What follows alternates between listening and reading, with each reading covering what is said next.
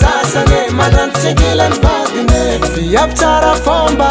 tsy mandrasa soma ze anabavino vale zegny tsy foizako bavino vale tsy mandrasa sakafona gatsy zareny amin'olo maro sy zareny amin'ny afa ameko 20/20 anabavino vale ameko 20/20 mahay magnajava vale zegny tsy foizako bavino vale tsy mandrasa sakafona gatsy zareny amin'olo maro sy zareny amin'ny afa ameko 20/20 anabavino vale ameko 20/20 mahay magnajava be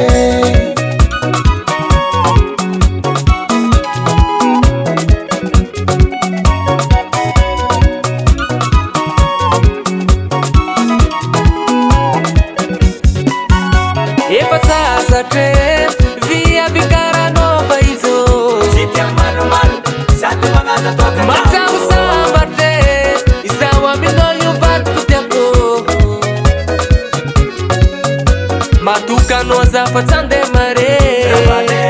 Visaranga la pratikare Atukisa ku 100% no mamane Miarkam no fona kamilaminge Si mialam no zasis kam farane Fiaptsara fomba Si manrasa soma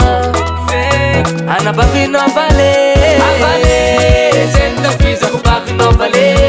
Si manrasa sakafuna gatsy zareny amin'olo maro sy zareny amin'ny afa ameko 20/20 anabavino vale ameko 20/20 mahay magnajava vale zegny tafizako bavino vale sy mandrasa sakafuna gatsy zareny amin'olo maro sy zareny amin'ny afa ameko 20/20 anabavino vale ameko 20/20 mahay magnajava be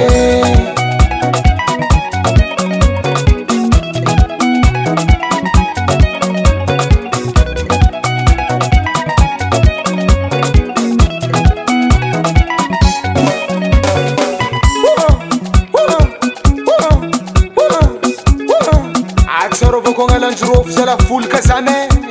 tsy adigna reny fatisofia tanagnany babane rome ivononao mo zahay mivolaka toy azambela partenaire baba zay